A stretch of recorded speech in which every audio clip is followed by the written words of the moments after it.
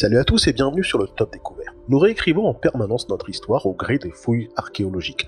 En effet, les archéologues trouvent régulièrement des reliques d'un passé parfois vieux de plusieurs millénaires. Certaines de ces trouvailles archéologiques sont si incroyables qu'elles changent la façon dont nous pensons notre histoire. Voici 10 découvertes archéologiques incroyables qui ont jeté un nouvel éclairage sur notre histoire. Mais avant de commencer, n'oubliez pas de vous abonner si ce n'est pas encore le cas et de cliquer sur les notifications afin de ne rien manquer. C'est parti. Numéro 10, le charnier de Herxheim. En 1996, dans le sud de l'Allemagne, alors que des travaux de fouilles étaient entrepris en vue de l'édification d'une zone industrielle, à 1,50 m sous terre, des ouvriers font une découverte exceptionnelle. Un site préhistorique qui changera complètement notre vision des peuplades de cette époque. Ils trouvent en effet des vestiges d'un village d'une dizaine de maisons et les traces de vie et de mort laissées par une peuplade de rubanés, de simples éleveurs-cultivateurs réputés tranquilles. Une fosse retient particulièrement l'attention des archéologues. Elle contient 300 000 pièces d'os d'animaux, d'ossements humains disloqués, brisés et disséminés dans un véritable chaos. Des poteries fracassées et des bijoux abîmés. S'agit-il de sépultures ou d'un culte inconnu? Il s'agit en réalité du témoignage macabre d'actes de cannibalisme d'une population considérée jusqu'alors comme pacifique. En effet, les anthropologues Bruno Boulestin et Andrea Ziblanz estiment que ces ossements humains correspondent à des pratiques de cannibalisme. De nombreux os portent des traces de découpe et de fracturation, comme on peut en observer sur les découpes bouchères d'ossements animaux contemporains, ou des traces de morsures et de cuisson. L'origine de ce cannibalisme ne semble pas relever du besoin alimentaire, mais de pratiques rituelles. Il s'agirait éventuellement de raids guerriers suivis de sacrifices humains ou au contraire de cérémonies spécifiques qui attiraient des participants lointains venus volontairement sur le site. Numéro 9, le plus vieux pain du monde. Nous avons longtemps pensé que le pain en tant que sous-produit de l'agriculture ne pouvait avoir existé avant 8000 ans avant notre ère, lorsque les êtres humains ont commencé à cultiver en groupe. Mais la découverte des restes d'un pain cuit il y a plus de 14 000 ans donne une toute autre perspective de l'évolution de l'agriculture. En juillet 2018, un groupe de chercheurs, dont des experts de l'université du collège de London et de l'université de Cambridge, ont analysé un pain découvert sur un site appelé Shubayakawan, situé dans le désert nord au nord-est de la Jordanie. Les habitants de Shubayakawan, connus sous le nom de Natufians, formaient des communautés et menaient une vie de chasse et de cueillette. Reste à savoir comment les Natufians ont pu produire du pain de haute qualité qui présente des similitudes à celui qui serait produit sur divers sites en Turquie et en Europe 4 millénaires plus tard. En 8, les soutiens-gorge du Moyen-Âge. Jusqu'à présent, les chercheurs pensaient que les soutiens-gorge n'étaient apparus qu'au 19e siècle et qu'avant cela, les femmes portaient des brassières ou des corsets. Mais en 2008, une équipe d'archéologues autrichiens a découvert des soutiens-gorge datant du Moyen-Âge. En effet, les chercheurs ont découvert 4 soutiens-gorge dans le château de Lengberg dans le Tyrol. Les sous-vêtements faits de lin étaient dans une cave située dans le sud du bâtiment. D'après les chercheurs, les sous-vêtements découverts sont assez similaires aux soutiens-gorge contemporains. L'exemplaire le mieux conservé ressemble aux soutiens-gorge des années 50, tandis qu'un autre porte des bretelles. L'usage des soutiens-gorge a bizarrement disparu après cette période pour ne réapparaître qu'au 19e siècle. Numéro 7, la cité de Ténéa. En 2017, le ministère grec de la Culture avait publié l'image des ruines de ce qui ressemble à une ancienne cité perdue. Prise depuis les cieux, la photographie montre des groupes d'habitations vieilles de plusieurs millénaires.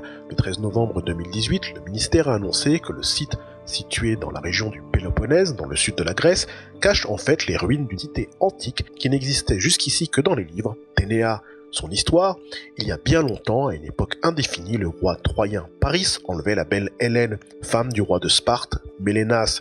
De ce fait, il déclenchait l'un des plus importants conflits de notre histoire. Raconté par Homère dans l'Iliade, le retour des belligérants a lui aussi alimenté les plus belles pages de littérature. Selon le géographe Pausanias, les prisonniers troyens, malheureux vaincus, se sont vus offrir le droit de fonder une ville, Ténéa. La réalité de cette cité fut longtemps débattue jusqu'à cette découverte historique. Numéro 6, la tombe de Blanche-Neige. Tout le monde sait que Blanche-Neige est un conte populaire rendu célèbre par les frères Grimm et le dessin animé de Walt Disney. Alors pourquoi certaines personnes sont convaincues qu'on a découvert sa tombe en Bavière? C'est parce que, comme la plupart des contes, il fut inspiré de faits réels. Ainsi, selon un groupe d'études de l'or en Bavière, le personnage de Blanche-Neige fut inspiré par Maria Sophia von Herthal, née le 15 juin 1729, alors à Main, en Bavière. Elle était la fille du propriétaire terrien le prince Philippe Christoph von Herthal, et de sa femme, la baronne von Betterdorf. À la mort de la baronne, le prince Philippe a épousé Claudia Elisabeth von Benningen, qui détestait ses beaux-enfants. Le château où il vivait, maintenant un musée, abritait un miroir qui était célèbre pour sa surface extrêmement lisse et uniforme, chose peu commune à cette époque. Il a été appelé miroir parlant car il a toujours dit la vérité. Le miroir construit en 1720 par la manufacture de miroirs de lectorat de Mayence a été dans la maison pendant la période où la belle-mère de Maria y vivait. Le groupe d'études note toute similitude avec le conte des frères Grimm, notamment la forêt sauvage où est abandonnée Blanche-Neige, qui pourrait être le spessart, ou encore la pomme empoisonnée au jus de belladone, une plante toxique de la région. La pierre tombale de Maria Sophia von Herthal a été retrouvée en 2019. Numéro 5, le trésor de la sorcière. En août 2018, des chercheurs ont mis au jour à Pompéi une boîte contenant plusieurs objets précieux, utilisés selon eux pour des rituels occultes. La découverte surnommée trésor de la sorcière contient des porte-bonheur, des figurines représentant le dieu Dionysos, des amulettes et des statuettes en os. Pendant l'Antiquité, le recours à la magie pouvait aider à servir toutes les étapes de la vie, de la fertilité à la séduction, à la naissance d'un enfant ou la réussite d'un mariage. Dans cette région de Campanie, les tremblements de terre ont pu stimuler le recours à ces pratiques. Ces bijoux et porte-bonheur ont été miraculeusement conservés par la matière volcanique solidifiée autour du coffre en bois. Numéro 4, la princesse de l'Altaï. Découverte en 1993 sur le plateau d'Oukok dans la République de l'Altaï en Russie, cette momie d'une femme de 25 ans est attribuée à l'ancienne culture nomade pazyrique qui existait dans la région entre le 5e et 3e siècle avant notre ère. La tombe était recouverte de glace et a donc été parfaitement conservée. Portant une perruque et le corps recouvert de tatouages, cette femme était probablement une noble, comme l'indique le fait qu'elle fut enterrée avec 6 chevaux harnachés. Cette découverte a été parmi les plus importantes découvertes archéologiques de la fin du XXe siècle en Russie. En 2012, elle a été déplacée dans un mausolée du musée national de la République d'Altaï à Gorno-Altaïsk. Numéro 3, la prothèse. En 1871, 2 frères égyptiens partent à la recherche de leur chef égaré. Ils ne se doutent pas de la découverte extraordinaire qu'ils vont faire. Comme le raconte la tradition orale, en se glissant dans une ouverture creusée dans la roche, ils découvrent la nécropole privée de Cheikh Abd al-Quran, où est notamment enterré l'ancien maire de Thèbes sous le règne d'Amenhotep II. C'est une autre tombe de cette nécropole qui a particulièrement surpris les chercheurs de l'université de Basel. Celle-ci abritait la momie d'une femme portant une prothèse de bois après une amputation du gros portail droit. Loin de la jambe de bois des pirates, c'est une découverte rare dont les scientifiques percent peu à peu les secrets. Vieille d'environ 3000 ans, elle serait, selon les chercheurs, l'une des plus anciennes, si ce n'est la plus ancienne prothèse actuellement découverte. La prothèse d'orteil a même été testée par un groupe de volontaires. Après avoir chaussé des répliques de sandales égyptiennes, les candidats obtinrent de très bons résultats. Numéro 2, le chandelier de Paracas. Appelé le chandelier des Andes, le chandelier de Paracas est un géoglyphe préhistorique de 180 mètres de long et 70 mètres de large, que l'on trouve au Pérou sur la péninsule désertique de Paracas dans la région d'Ica.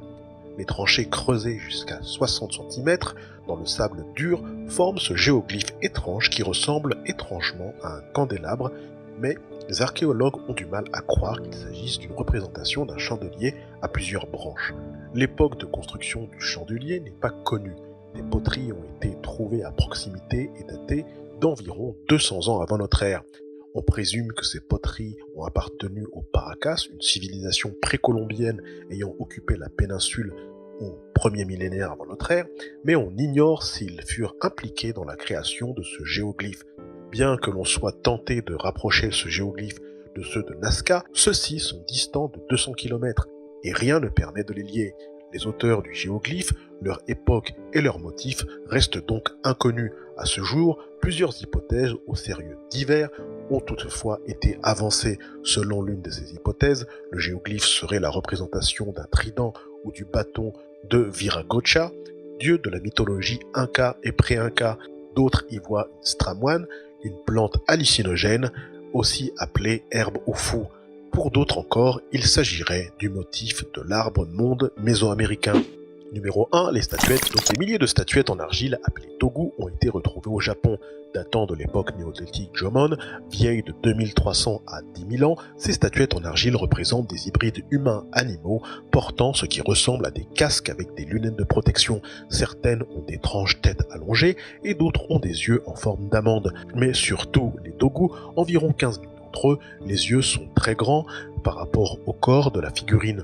Le but exact de l'utilisation des Dogu reste un mystère.